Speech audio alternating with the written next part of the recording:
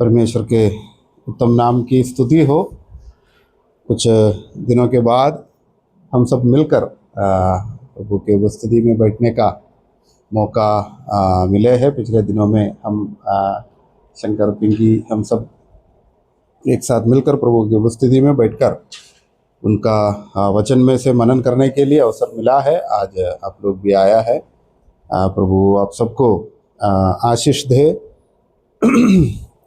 मैं हमारा प्रकाशित वाक्य में से हमारा जो क्लासेस चल रहे थे उसके बीच में एक छोटा सा रुकावट आया और अभी कुछ समय और मैं इस विषय को आगे रखना चाहता हूं, क्योंकि मेरे को भी गांव जाना पड़ रहा है। तो इसलिए वापस आके हम फिर से वो जो पढ़ाई हम वापस शुरू करेंगे। जब अगली बार जब हम शुरू करेगा तब हम वो पूरा करने का कोशिश करते रहेंगे। आज मैं आपका ध्यान दूसरा तीमुथियुस की पत्री में मैं लाना चाहता हूँ। दूसरा तीमुथियुस की पत्री अध्याय 4 का 21वीं कलम हम देखेंगे। दूसरी तीमुथियुस की पत्री अध्याय 4 का 21वीं कलम पढ़ लीजिएगा। जाड़े से पहले चले आने का प्रयत्न कर, यूबुलुस और पुंदेस और लिनुस और क्लौदिया और सब भाइयों का तुझे नमस्कार। हाँ, हमको पता है ये जो पत्रिका प्रेरित पौलुस के द्वारा लिखी हुई है। प्रेरित पौलुस ने लिखा है ये। और जब ये पत्रिका प्रेरित पौलुस लिख रहे थे उस समय वो कहाँ है? वो बंदी गृह में है, जेल में है, अपना मृत्यु का इंतज़ार में। जो कैद में है उनका जो दंड आने वाले है, मृत्यु का दंड आने वाले है, उसका इंतज़ार में वो रहते हैं। तो ये जो पत्रिका हमको ऐसा नहीं बोल सकता है कि ये सबसे आखिरी पत्रिका यही है करके हम नहीं बोल सकता, पर आखिरी समय में ये जो पत्रिका लिखा है इसमें कोई शक नहीं है। तो बहुत समय प्रेरित पौलुस परमेश्वर के लिए सेवा करते आ रहे थे। अभी क्या है? अभी बंदी गृह में वो क्या है, उनको रखे है। और ये जो भाग अभी हमने जो पढ़ा वो 6 आयत से शुरू होते हैं कि प्रेरित पौलुस उनका जो अंतिम जो बातों के संबंध में 6 आयत से बातें करना शुरू करते हैं। और हमको पता है तीमुथियुस के लिए ये जो पत्रिका लिखे है। और जब हम ये जो 21वीं कलम पढ़ते हैं उसमें से एक खास शब्द मैं आज आपके सामने रखना चाहता हूँ। कहते हैं कि जाड़े से पहले आने का प्रयत्न कर। जाड़े से पहले आने का प्रयत्न कर। जाड़े से पहले मतलब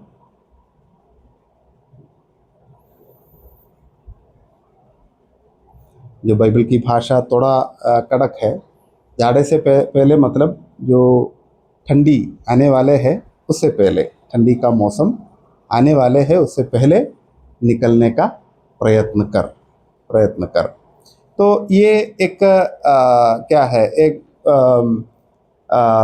जल्दी आने का आदेश दे रहा है। बहुत जल्दी आना है तू, जाड़े से पहले आना है।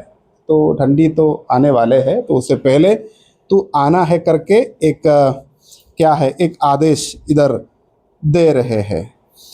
तो इसमें कुछ बातें हम देखना ज़रूरी है। जैसे मैंने बोला कि ये जो 6 आयत से लेकर जब हम देखते हैं तो क्या है, प्रेरित पौलुस की अंतिम गवाही है।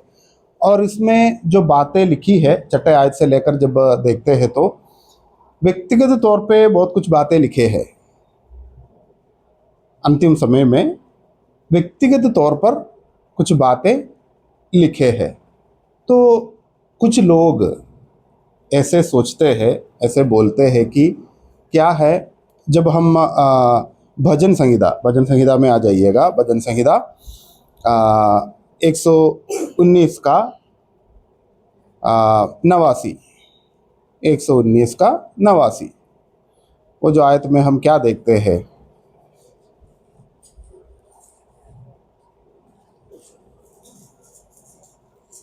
एक 119 का 89। जो तेरा भय मानते हैं 119 का 89। हे यहोवा तेरा वचन हाँ। आकाश में सदा तक स्थिर रहता है।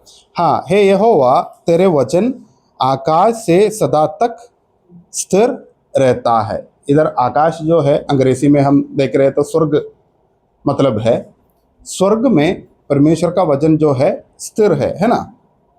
तो लोग ऐसा शक करते हैं कि अगर परमेश्वर का वचन जो स्वर्ग में स्थिर किया है, वो वचन में ये व्यक्तिगत बातें क्यों आया है? प्रेरित पौलुस कहते हैं कि ऐसा हुआ वैसा हुआ, मतलब जो उनका जो जीवन में जो हुआ है, बोलते हैं कि किताब लेके आओ, मेरा जो क्या बोलता है कंबल लेके आओ, ये सब बातें बता रहे हैं। तो बाइबल में ऐसा क्यों है? तो ये व्यक्तिगत बातें क्यों लिखे हैं, है ना? तो तीमुथियुस से कहते हैं कि जाड़े से पहले तो आना है तो कंबल लेके आना है, मैं इधर कैद में हूँ। वो सब बातें क्या है, हम व्यक्तिगत तौर पर बोलते हैं ना, हम किसी को जब बात करते हैं तब ऐसे बातें करते हैं, है ना? तो वैसे जो बातें परमेश्वर का वचन जो परमेश्वर के आत्मा के द्वारा, मतलब परमेश्वर की प्रेरणा से हुई है, वो वचन में ऐसा व्यक्तिगत बातें क्यों आए हैं? तो कुछ लोग ऐसे बोलते हैं कि देखो ये जो वचन जो हमारे हाथ में है, ये वचन इसी रूप से स्वर्ग में स्थिर नहीं किया है। कुछ लोग ऐसे सोचते हैं, ये वचन इसी रूप से जो हमारे हाथ में है उसी रूप में स्वर्ग में स्थिर नहीं किया है, बल्कि क्या है, इसका जो आत्मिक जो सच्चाई जो है वचन में, ये सब क्या है, स्वर्ग में स्थिर किया है। और इसमें जो व्यक्तिगत तौर पर जो लिखा है, तो पौलुस का बागा के बारे में इसमें क्यों लिखना है? लोग ऐसे सोचते हैं, पर ऐसा नहीं है।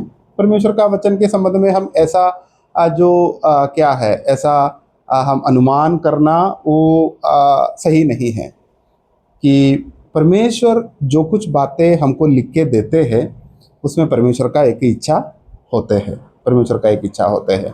हमको पता है, मैंने शायद पहले बोला भी है कि प्रभु यीशु मसीह इस दुनिया में 33.5 साल जिया था, है ना? 33.5 साल जिया था। जब दुनिया में क्या है पैदा हुआ, उससे पहले वो परमेश्वर है, जब दुनिया में है तब भी वो परमेश्वर ही है, उसमें कोई कमी तो नहीं हुआ है। तो उनके सारे शब्द क्या है, परमेश्वर का शब्द है ना, क्योंकि वो खुद परमेश्वर है। तो सब कुछ क्यों नहीं लिखा? और ये छोड़ो, अभी उनका जो सेवकाई के संबंध में हम देख रहे हैं तो 3-3.5 साल का सेवकाई है ना? 3.5 साल का सेवकाई, 3.5 साल उन्होंने जो कुछ बोला है वो सब क्या है, परमेश्वर का वचन ही है ना? क्योंकि वो खुद परमेश्वर है, उनके मुंह से निकले हैं। तो ये सब बाइबल में लिखा है नहीं, है ना? जो सुसमाचार में हम देख रहे तो बहुत कम बातें लिखे हैं। यीशु मसीह ने बोला, यीशु मसीह ने किया, ऐसा बहुत कम बातें लिखी। और कहते हैं कि क्या है, यीशु मसीह ने जो चमत्कार किया पूरा लिख रहे हैं, तो क्या बोलता है, ये बाइबल पूरा दुनिया में नहीं समाता, है ना? इतना बड़ा हो जाएगा, क्योंकि इतने सारे बातें प्रभु ने बोला है। अभी मैं इतने समय से बात कर रहा है, ये पूरा का पूरा लिख रहे हैं तो कितना पेज लिखना पड़ेगा, समझो। तो 3.5 साल यीशु मसीह ने जो जो बोला है, इधर हम करीबन 2 साल के आसपास हो गया है ना, 2 साल हो गया, 2 साल से ज़्यादा हो गया होगा शायद, जो भी हो। तो इतना समय में मैं जो बातें इधर आपके साथ किया है, ये सब लिख रहे हैं तो कितना बुक ख़त्म हो जाएगा, है ना? तो ये सब बातें नहीं लिखा है। तो बात ये है कि आने वाले पीढ़ी को जो चाहिए, उनका आत्मिक जीवन में क्या है, मदद करने के लिए, उनका आत्मिक जीवन को आगे बढ़ाने के लिए क्या क्या चाहिए, वो सब बातें पवित्र आत्मा के द्वारा हमको लिख कर दिया है ना? हमको लिख कर दिया है।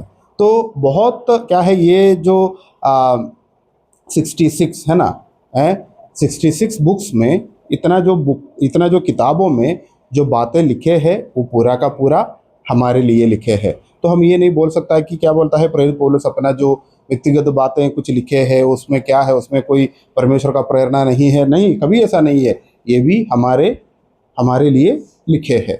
हम अपना विषय में वापस आएंगे। विषय क्या है? जाड़े से पहले आने का प्रयत्न कर। इसमें क्या है? इसमें इतना खास बात क्या है? हमको पता है प्रेरित पौलुस बहुत साल से प्रभु के लिए सेवा कर रहा है, शादी नहीं किया है ना? अपना पूरा जीवन, जब प्रभु ने दमस्कुस के फाटक में प्रभु इनको पकड़ा, तब से लेकर प्रभु का सेवकाई में करीबन 3 साल तक क्या बोलता है, मरुभूमि में परमेश्वर के साथ उनका जो परमेश्वर से जो क्या है ज्ञान पा रहे थे। उसके बाद हम देख रहे तो सेवकाई शुरू किया, तो बहुत सारे कलीसियाओं को खड़ा किया है, बहुत लोगों को चंगाई दिया है, बहुत चमत्कार की बातें किया है। हमारे लिए करीबन जो 14 पत्रिकाएं लिखे हैं, है ना? बहुत कुछ काम प्रभु के लिए किया है। अभी क्या है, ये जो पूरा देश में हम देख रहे तो उनका जो मिशन ट्रिप के संबंध में देख रहे तो क्या है, ये जो रोमा साम्राज्य के सारे ध्रुव में, 4 ध्रुव में, हर कोने कोने में जाके क्या बोलता है, यीशु मसीह का सुसमाचार किया है। और उनका जो सेवकाई में क्या क्या कठिनाइयों को सहना पड़ा है, वो बात भी हम जानते हैं। दूसरा कुरिन्थियों का पत्र अध्याय 11 का 23 से लेकर जब हम देख रहे तो प्रेरित पौलुस ने क्या क्या कठिनाइयाँ सहा है, वो सब बातें उधर लिखे हैं।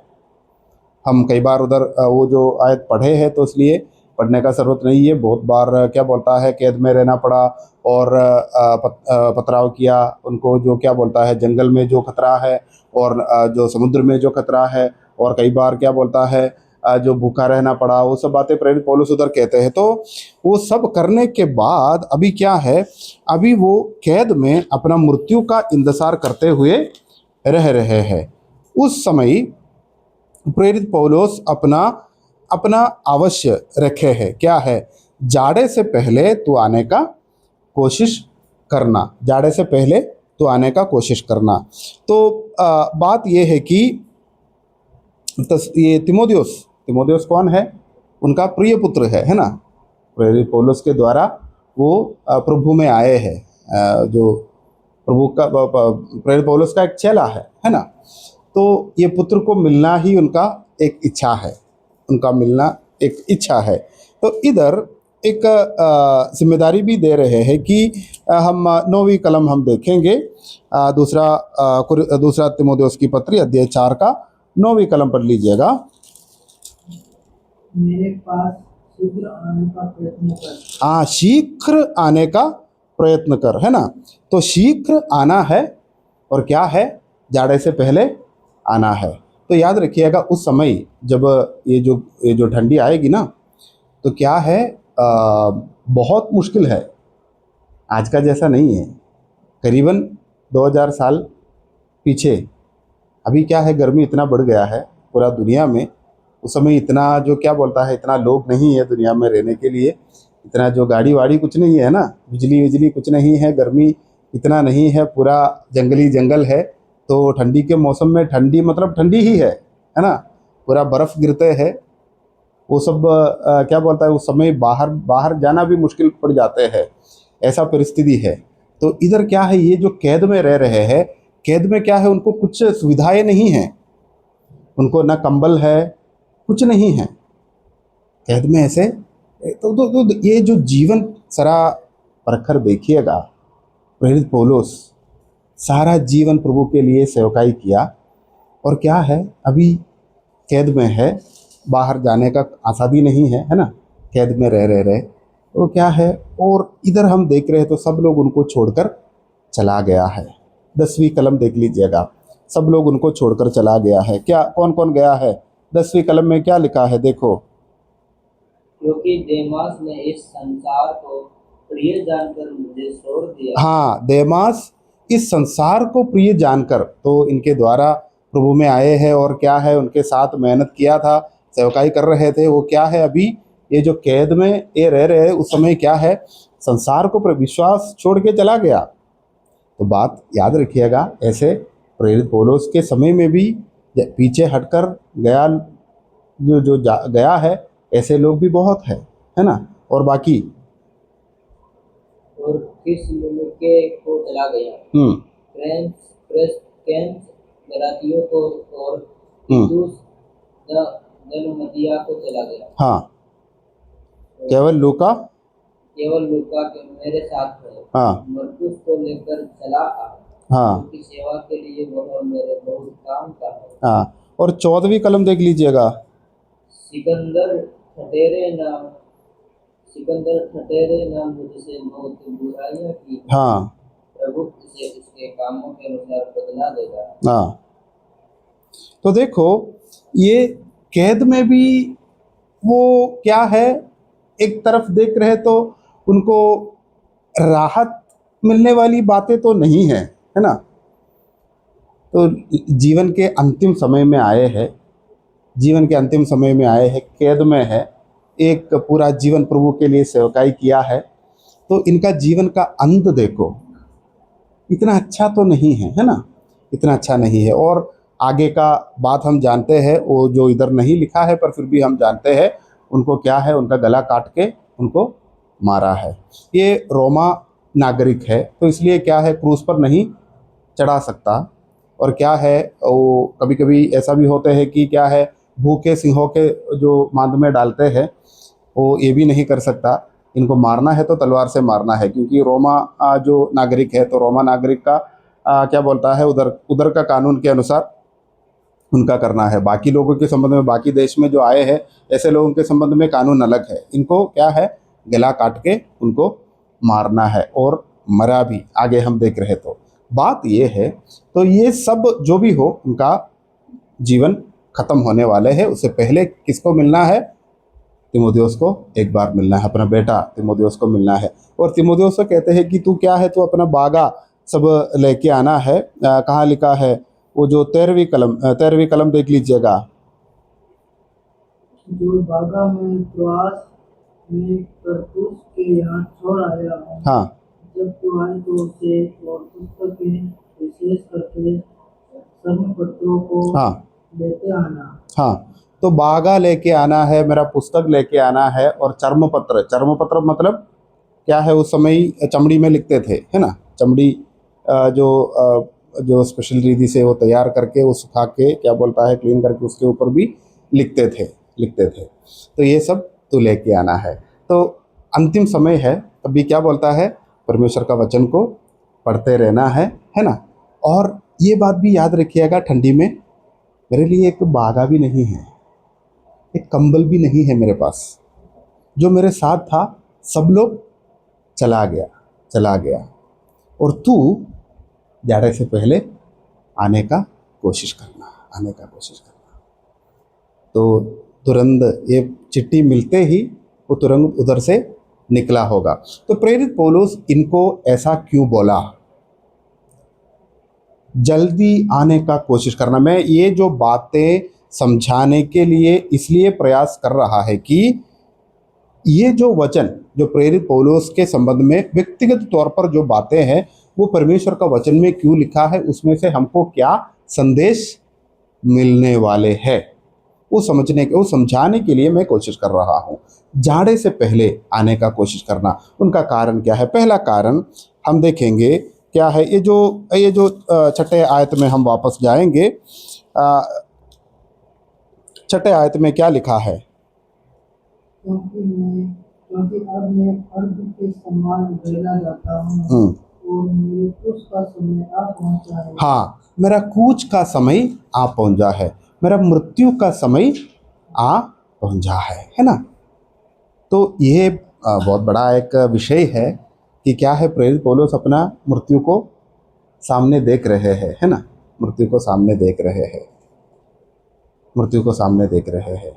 तो ये हम ऐसे बोल सकता है कि कैद में है, तो उनको क्या है, जो निर्णय शायद दिया होगा कि तेरे को ये जो डेट में तेरे को मारने वाला है, ऐसा करके शायद डेट दिया होगा, जो इसलिए शायद वो ऐसे बोल रहे होंगे, ऐसा हम बोल सकता है, पर ऐसा नहीं है।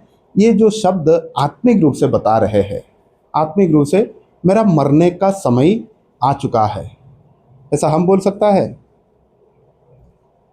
कभी भी हम मर सकते हैं, वो हम बोल सकते हैं, पर क्या है, मेरा मरने का समय आ चुका है, ऐसा कैसे बोल सकता है। पौलुस ऐसे क्यों बोलते हैं, बोलने का कारण ये है कि हम क्या है, हम आगे देखते हैं कि 7 और 8 में हम वो जो बात हम देखते हैं, क्या लिखा है, मैं अच्छी कुश्ती लड़ चुका हूँ। मैं अच्छी कुश्ती लड़ चुका हूँ, तो ये पूरा हो गया है ना। मेरी कुश्ती जो है मतलब मेरा मल्लयुद्ध जो है वो पूरा हो गया है। ये जो आत्मिक तौर पर मेरा युद्ध जो है वो खत्म हो गया है। आगे, मैंने अपनी दौड़ पूरी कर ली है। मैंने अपनी दौड़ पूरी कर ली, अभी बाकी कुछ नहीं है। आगे, मैंने अपने विश्वास की रखवाली की है। विश्वास की रखवाली की है ना। तो मतलब प्रेरित पौलुस ये बता रहे हैं कि मेरा सेवकाई इस दुनिया में पूरा हो चुका है ना। मेरा सेवकाई जो परमेश्वर मुझे सौंपा है वो पूरा हो चुका है।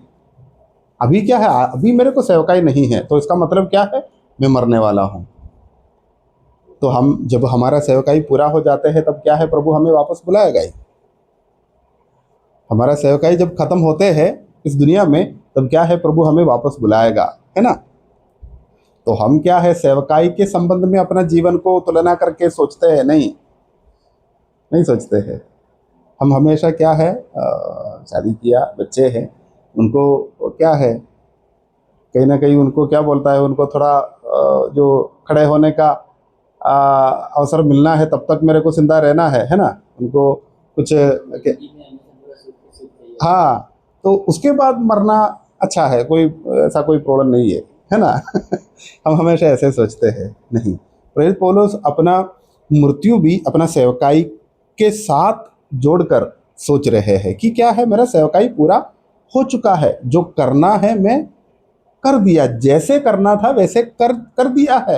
अभी क्या है, मृत्यु ही आने वाले है। प्रेरित पौलुस के संबंध में, उनका आशा के संबंध में हमको पता है कि क्या है, उन्होंने कई बार बोला है कि शरीर छोड़कर प्रभु के साथ रहना और भी उत्तम समझता हूं मैं। ऐसा कई बार प्रेरित पौलुस बोला है। और प्रेरित पौलुस ऐसा भी बोला है, मेरे ऊपर जो परमेश्वर का अनुग्रह है वो व्यर्थ नहीं हुआ है। मेरे ऊपर परमेश्वर का अनुग्रह जो है वो व्यर्थ नहीं हुआ है। सबसे सार्थक एक जीवन है ना। प्रभु उनको बुलाया, एक सेवकाई दिया, और उनको पता है कि ये सेवकाई कब तक करना है, कैसे करना है, कितना समय तक रहेगा, समझो। और जब सेवकाई हो गया, खत्म हो गया, बोल रहे कि क्या है, मैं अभी अर्क की नाई उंडेलने वाले हूँ, मेरा कूच का समय आ चुका है। क्योंकि क्या है, मैं अच्छी कुश्ती लड़ चुका हूँ, है ना। मैं अपना दौड़ पूरा किया है, विश्वास की रखवाली की है। इसलिए क्या है, मेरा समय अंतिम हो गया है, मैं मरने वाला हूँ, इससे पहले तो आना है, तेरे को मिलना है मुझे।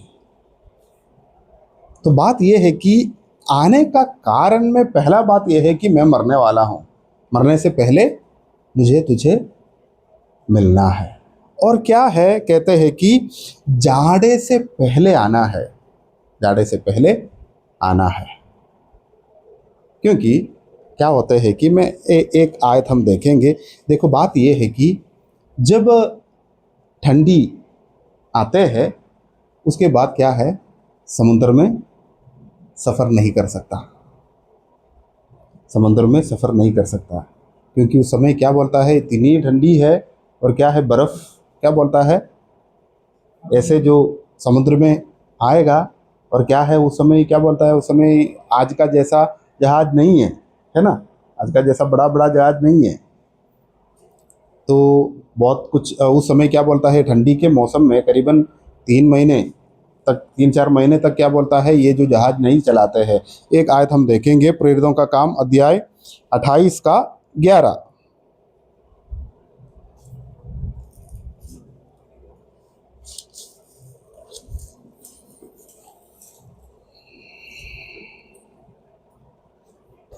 तीन महीने के बाद हम सिकंदरिया के एक जहाज पर चल निकले, जो उस द्वीप में जाड़े भर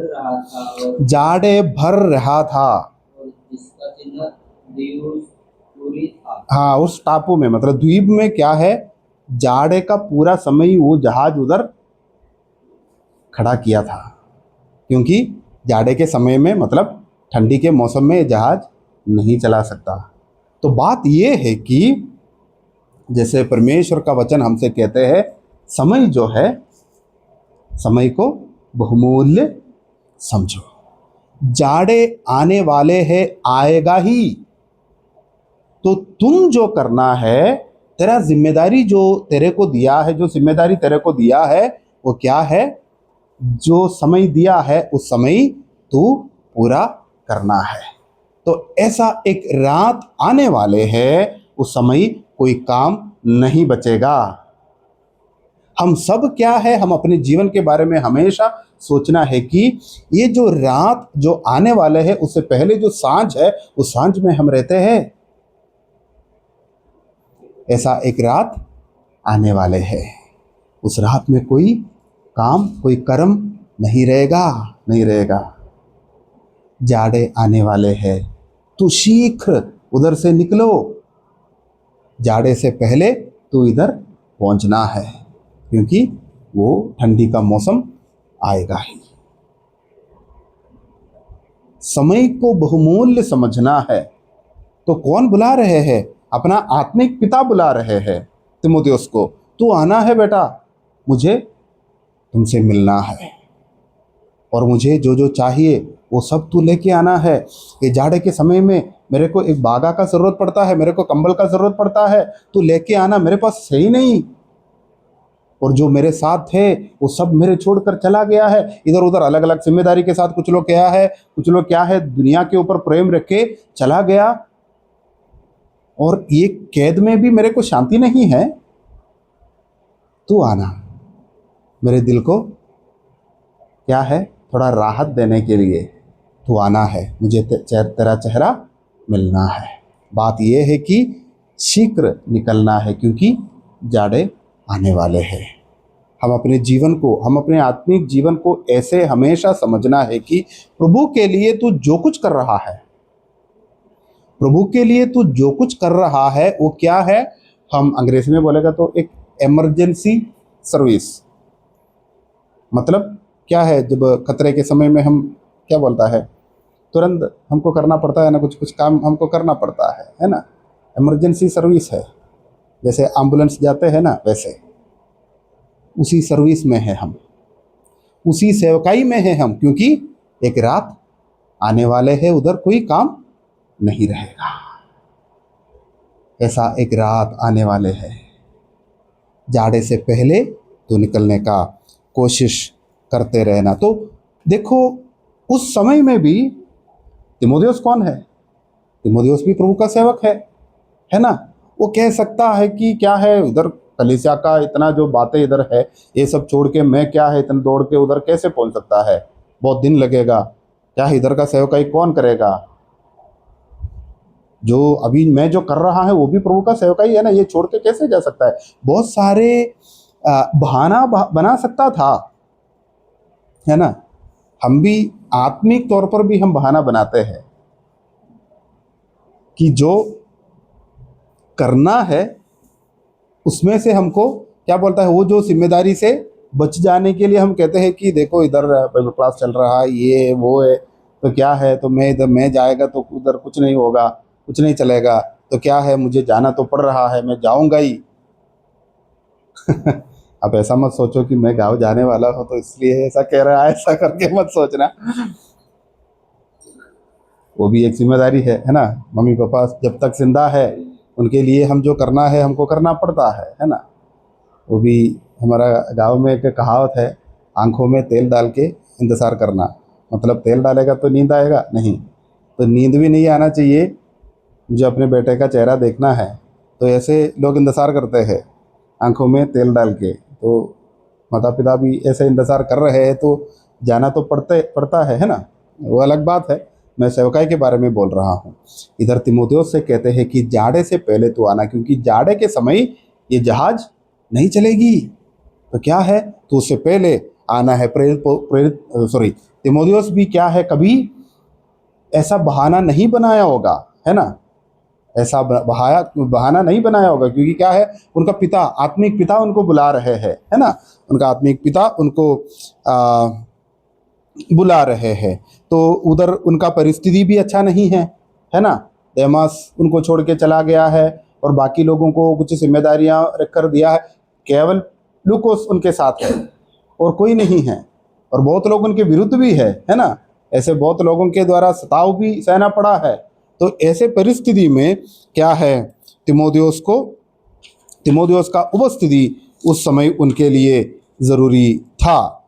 और ये भी याद रखो, अवसर हमेशा हमारे लिए इंतज़ार नहीं करेगा। समझो, अगर तिमोथियुस नहीं निकला और इससे पहले प्रेरित पौलुस का मृत्यु हुआ, तो जीवन भर अपने आप से क्षमा नहीं कर पाएगा तिमोथियुस, है ना।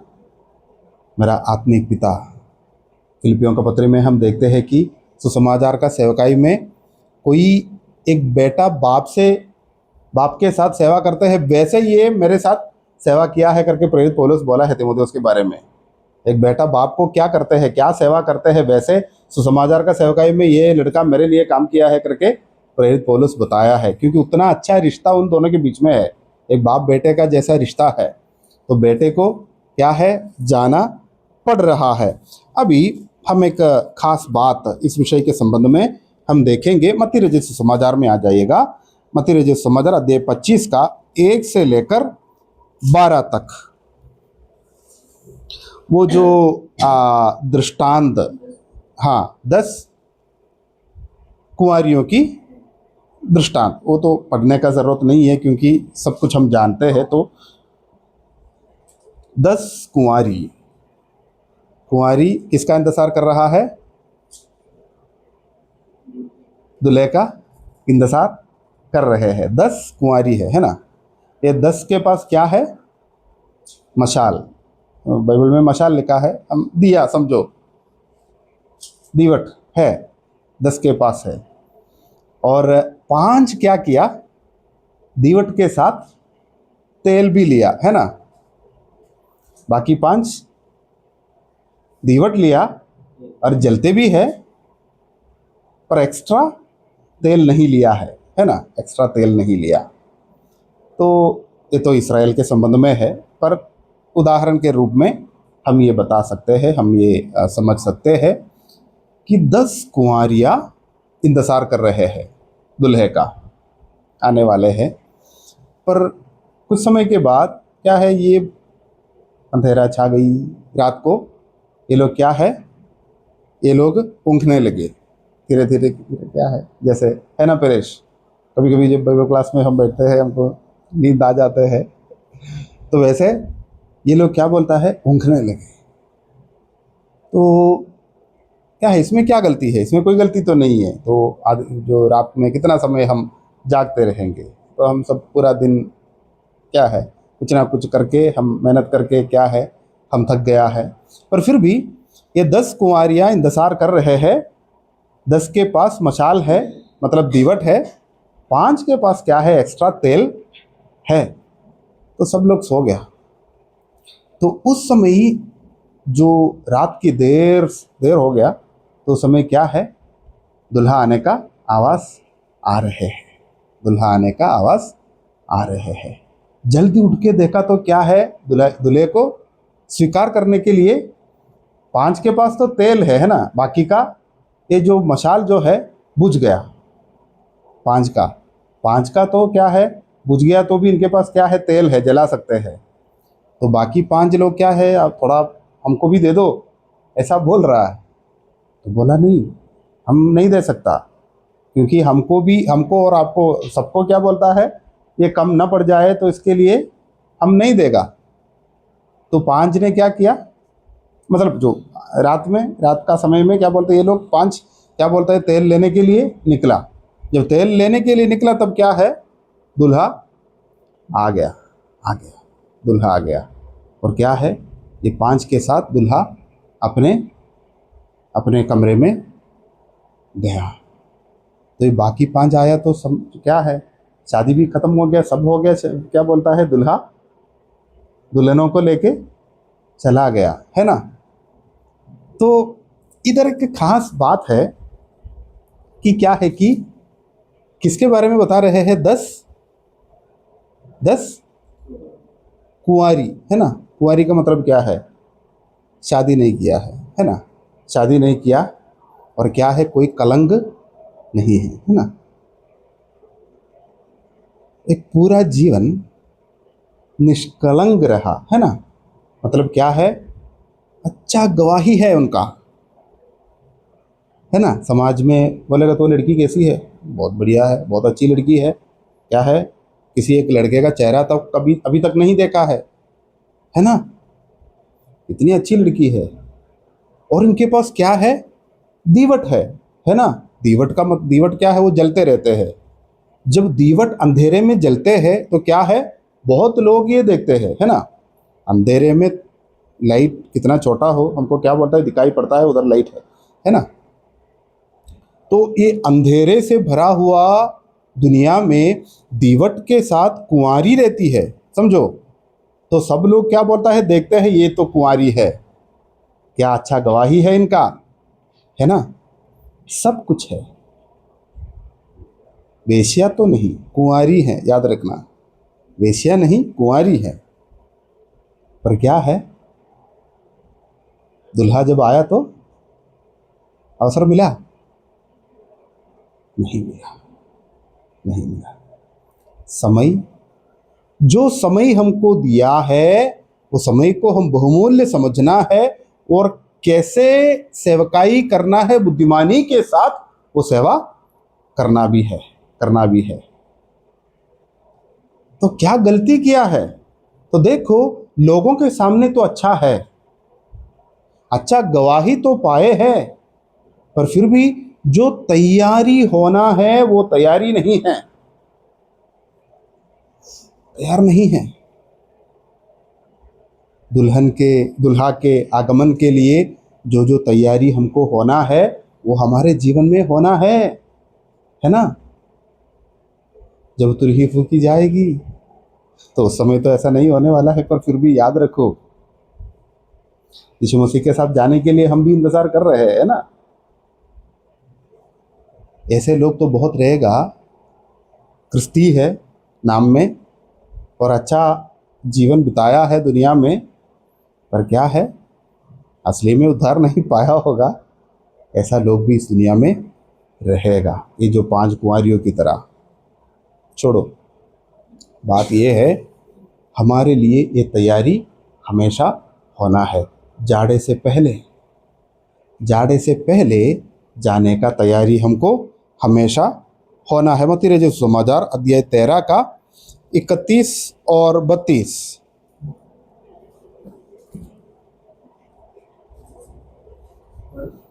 हाँ, पढ़ लीजिएगा। उसने उन्हें एक और दृष्टांत दिया, स्वर्ग का राज्य राई के एक दाने के समान है, जिसे किसी मनुष्य ने लेकर अपने खेत में बो दिया। वह सब बीजों से छोटा तो होता है, पर जब बढ़ जाता है तब सब साग पात से बड़ा होता है और ऐसा पेड़ हो जाता है कि आकाश के पक्षी आकर उसकी डालियों पर बसेरा करते हैं। इधर एक दृष्टांत है परमेश्वर का, जो स्वर्ग का राज्य के संबंध में, परमेश्वर का राज्य के संबंध में एक उदाहरण दिया है। तो क्या है, ये राई का दाना सबसे छोटा है ना। पर क्या है, उसमें से एक बहुत बड़ा वृक्ष निकला, है ना। ये राई का दाना क्या बोलता है, राई का जो पौधा है वो कितना बड़ा हो जाता है, हाँ, उतना बड़ा ही होता है ना। उसमें कोई पक्षी आके घोंसला बनाते हैं, ये सब बैठते बैठते भी नहीं, है ना।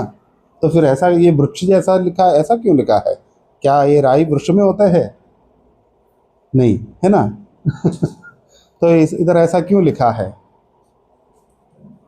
तो ये क्या है, समझ लो। अगर ये जो सवाल आपके सामने भी आ सकते हैं, याद रखिएगा, ये एक दृष्टांत है, ओके।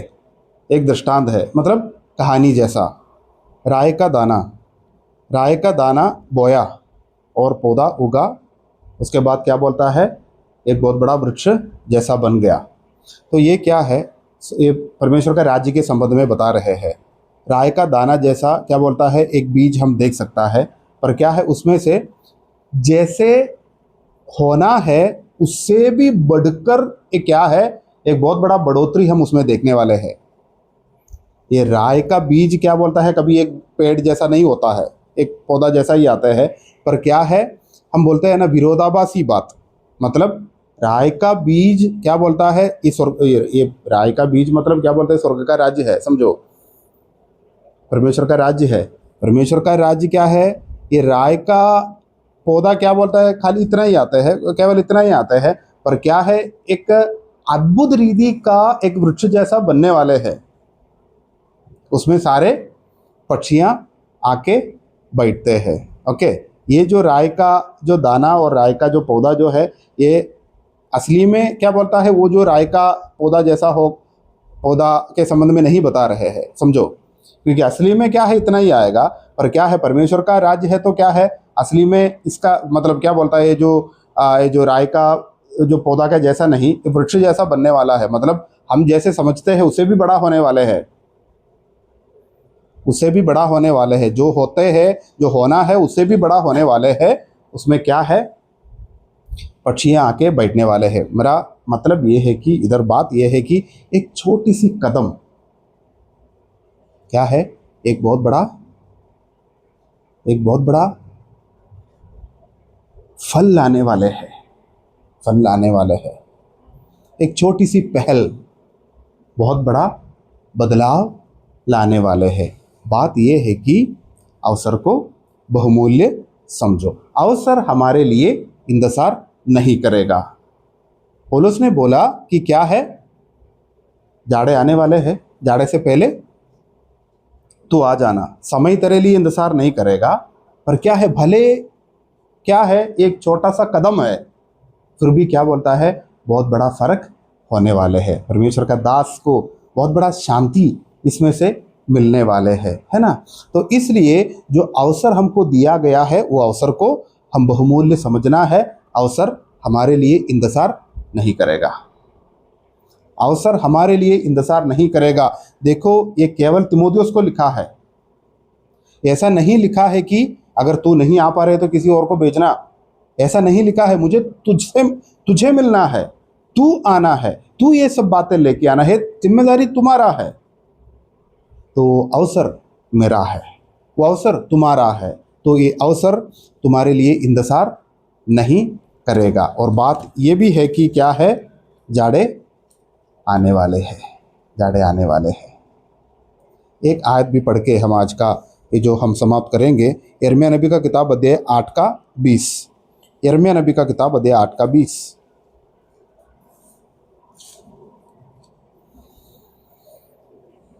कटनी का समय बीत गया, फल फल तोड़ने की ऋतु भी समाप्त हो गई, और हमारा उद्धार नहीं हुआ। हाँ, और हमारा उद्धार नहीं हुआ। जो करना है अभी तक हमने नहीं किया है। समय सब कटने का समय बीत गया, फल तोड़ने की ऋतु भी समाप्त हो गई, और हमारी उद्धार नहीं हुआ है। इस्राएल के संबंध में एक पश्चाताप का, एक दुख का, एक अफसोस की बातें हम इधर देख रहे हैं, है ना। तो फल तोड़ने का समय मतलब कटने का समय आ गया, और फल तोड़ने की ऋतु समाप्त हो गई, और हमारा उद्धार नहीं हुआ है, नहीं हुआ है। जब हम अवसर को हम नष्ट करेगा, तब क्या है, तब अभी जो 9वीं अध्याय से लेकर, मतलब यिर्मयाह नबी का किताब अध्याय 9 से लेकर हम देख रहे हैं, तो यिर्मयाह नबी रो रहे हैं। यिर्मयाह नबी का विलाप, उनका जो दोहाई हम उधर देख रहे हैं। बात ये है, इतना ही है, एक छोटी सी बात है, क्या है, समय अवसर को हम बहुमूल्य समझना है। जाड़े आएगा ही, जाड़े आने वाले हैं। तो जैसे मैंने बोला, ऐसा एक रात आने वाला है, उससे पहले का सांझ में हम रह रहे हैं। तो अवसर वापस हमें ढूंढ कर नहीं आएगा। तो प्रभु ने जो अवसर हमको दिया है, उसको बहुमूल्य समझना है। प्रेरित पौलुस ने अपना जीवन में वो जो बात क्या है, पालन किया है। तो इसलिए अपने जीवन के सांझ के समय में मरने वाले हैं, कूच का समय आ चुके हैं, उस समय कह रहे हैं कि मैं अच्छी कुश्ती लड़ चुका हूँ, मैं अपना दौड़ पूरा किया है और मैं विश्वास की रखवाली की है। अभी क्या है, मुझे वो मुकुट मिलने वाले हैं। नीति का, न्याय का वो मुकुट मुझे मिलने वाला है, वो कभी मुरझाएगा नहीं, ऐसा मुकुट मिलने वाले हैं। तो क्या है, अपना प्रतिफल के संबंध में भी उनको क्या है, वो अवगत है, वो जानते हैं कि क्या मुकुट मुझे मिलने वाले हैं। क्या हम अपने जीवन में बोल सकता है? हम अपने जीवन के सांझ में समझो बोल सकता है कि मैं जो जिम्मेदारी प्रभु मुझे दिया है वो मैं पूरा किया है। मुझे ऊपर जो अनुग्रह था वो व्यर्थ नहीं हुआ। जो अनुग्रह मुझे मिला उसे मैं पूरा का पूरा काम किया है। प्रेरित पौलुस को छोड़ दूसरा कोई ऐसा नहीं कहा है कि मेरे जैसा चाल चलो। यीशु मसीह के बाद प्रेरित पौलुस का नाम हम सबसे ज़्यादा लेते हैं, है ना। वो कहा है कि मेरे जैसा चाल चलो। एक इंसान बता रहे हैं कि मैं, अफसोस की बात है, मैं आपसे ये नहीं कह सकता कि जैसे मैं जी रहा हूँ वैसे आप भी जियो, मेरे जैसा चाल चलो करके मैं नहीं बोल सकता, क्योंकि इतना जो विश्वास, इतना जो क्या है, इतना कॉन्फिडेंस मेरे को नहीं है। पौलुस कहा मेरे जैसा चाल चलो, है ना। तो ऐसा एक सार्थक जीवन हमको भी होना है। याद रखो, समय, अवसर हमेशा हमें ढूंढकर नहीं आएगा। जाड़े से पहले आने का, शीघ्र आने का प्रयत्न कर। जो जिम्मेदारी दिया है वो समय के अंदर पूरा करने का कोशिश करते रहना, नहीं तो जिंदगी के अंतिम दिनों में क्या है, अफसोस रहेगा। ऐसा नहीं होना है। आने वाले दिनों में हमको जो अवसर मिला है वो समय पर पूरा करने के लिए कोशिश करते रहना। परमेश्वर के नाम की स्तुति हो।